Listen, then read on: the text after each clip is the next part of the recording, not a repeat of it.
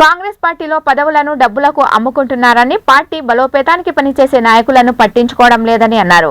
ఈ సందర్భంగా ఉస్మాన్ మీడియాతో మాట్లాడుతూ గుంటూరు జిల్లా కాంగ్రెస్ పార్టీ అధ్యక్షుడు లింగంశెట్టి ఈశ్వరరావుకి నా రాజీనామా పత్రాన్ని అందజేయడం జరిగిందని తెలిపారు. గత 25 సంవత్సరాలుగా కాంగ్రెస్ పార్టీ బలోపేతానికి అహర్నిశలు పనిచేశానని తెలిపారు. ఎన్నో కష్ట నష్టాలు ఓర్చుకొని అడుగడుగున అవమానాలకు గురి చేసిన పార్టీ గెలుపు కోసం కృషి చేయడం జరిగిందని తెలిపారు. నేను గడిచిన 20 సంవత్సరాల నుంచి కాంగ్రెస్ పార్టీలో కొనసాగుతూ వచ్చాను.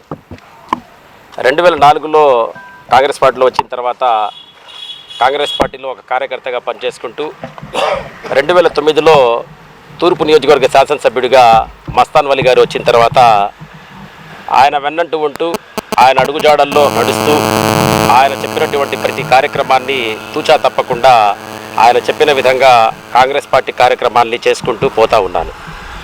ఎవరైనా పార్టీలో కొన్ని సంవత్సరాల తర్వాత ఎదిగిన తర్వాత ఏదో ఒక న్యాయం జరిగిద్దని చెప్పి పార్టీలో పనిచేసుకుంటూ పోతుంటారు.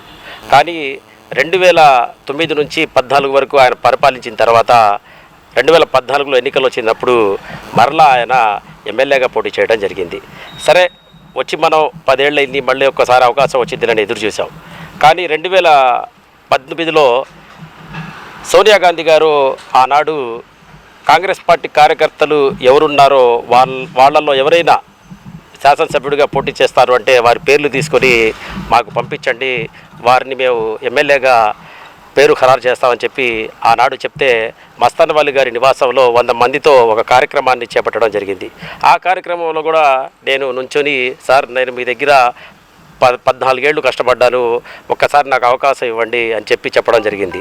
కానీ అప్పుడు కూడా మైనారిటీస్ సీట్ అయి ఉండి కూడా నన్ను ఇవ్వకుండా వేరే క్యాస్ట్ వాళ్ళకి ఇవ్వడం జరిగింది. ప్రస్తుతానికి నేను సిటీ వైస్ ప్రెసిడెంట్గా చేస్తున్నానండి.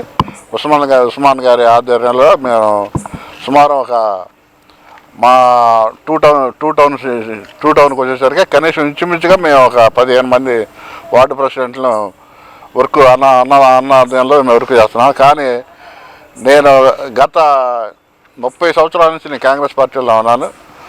30 సంవత్సరాల నుంచి ఉండి కూడా నేను ఇంతవరకు ఒక పదవిని ఆశించలేదు, ఏది ఆశించలేదు. అయినా కానీ ఇవాళ రోజున నేను పదవిని ఆశించలేదు. నేను గుంటూరు 2కి పశ్చిమకి నేను సీటు కావాలని చెప్పి నేను వేయటం జరిగింది.